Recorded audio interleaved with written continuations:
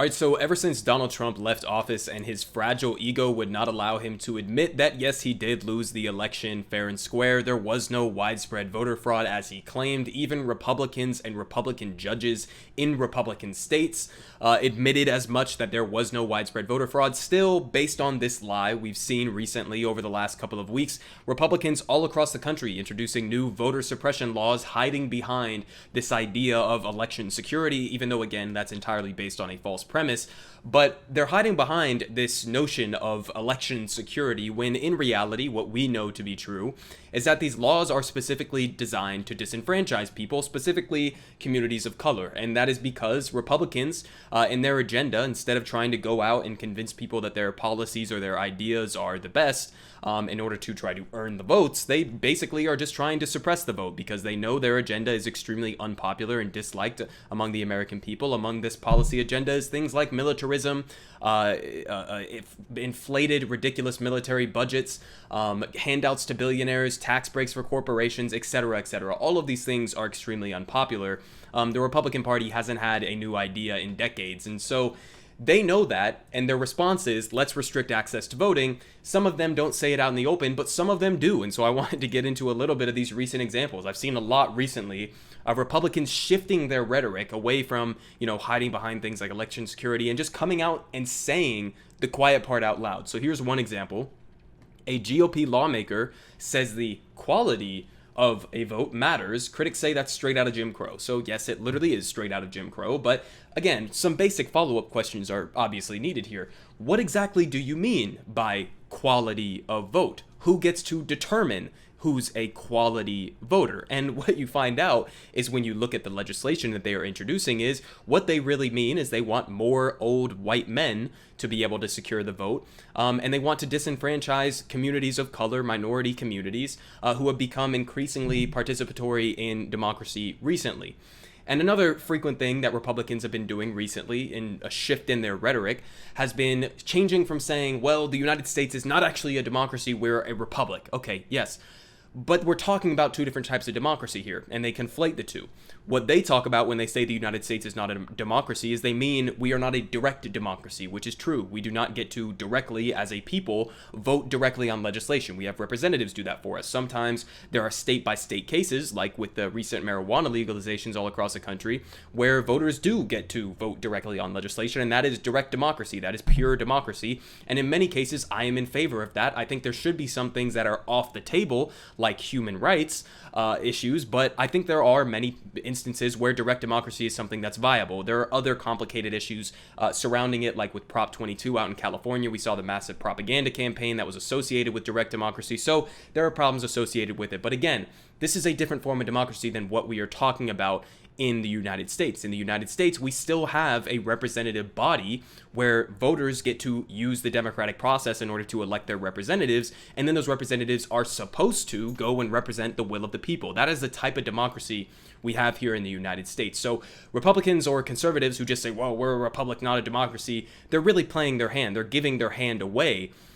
Because what they're really saying is we just want less people to participate in the democratic process that we do have here in the United States. So they're not really saying anything of substance when they say that. But here's another example. Mississippi elections chief warns Biden may register uninformed woke college students. So, first obvious question is, what do you mean by woke, and why would that be a disqualifying factor for somebody to participate in democracy? What, you just literally think that people who you disagree with on social issues shouldn't be allowed to vote? Is that literally what you're saying here? Yes, it is. And uninformed, again, who gets to decide who's uninformed? Because I've seen polling in the past that indicates that your average Fox News viewer is actually one of the least informed people among those who participate in voting in the United States.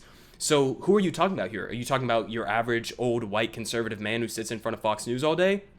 Is that the type of uninformed voter you're talking about? Or are you just talking about people who disagree with you? Because I would guess, and I would put a lot of money on this guess, that your average college student, I happen to be one of them, so maybe I'm biased on this, but I would venture to guess that your average college student is actually more informed on the current political situation here in the United States and around the world than your average elderly Fox News viewer or Fox News viewer in general. So for them to be saying this, again, it's not the fact that people are uninformed, regardless of whether or not that should be a factor in voting. I don't think it should be.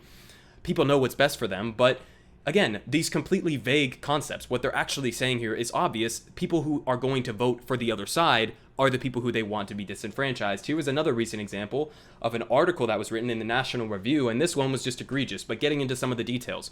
Why not fewer voters? Genuinely asking the question here. Much of the discussion around proposed changes by voting laws backed by many Republicans and generally opposed by Democrats, begs the question and simply asserts that having more people vote is a good thing. Why should we believe that? Why shouldn't we believe the opposite, that the Republic would be better served by having fewer but better voters? Well, okay, yeah, we are better for having more voters, but better voters, again, what is your qualification for better voters? Well, he goes on to talk about people who are previous felons, people who have served their time in prison, and he doesn't think that they should be able to participate in democracy, even though, again, they have done their time in prison, and this is the entire point of having a rehabilitative or even marginally rehabilitative justice system.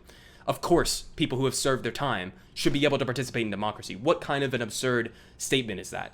Then he goes on to say, well, I don't like the recent proposals or discussions around 16-year-olds being able to vote. Why not? Again, I would bet if you put them one-to-one up against each other, your average 16-year-old is more politically aware and understanding than your average elderly Fox News viewer who sits around watching Fox all day. I guarantee, in fact, that that would be the case. I would put all of my money on that. But they still have this ridiculous idea because, again, they don't actually care about the quality or having better, more informed voters. What they actually just care about is disenfranchising people who disagree with them. It's extremely clear by the arguments that they make. He goes on to talk about voter ID and the ease of registration, saying that we should actually intentionally make it more difficult so that we intentionally disenfranchise eligible voters, literally making these arguments out in the open. And so I really just wanted to bring this to you guys because it shows you exactly what the Republican Party is trying to do with these recent laws, regardless of what anybody pretends to hide behind the guise of election security or whatever argument that they're making.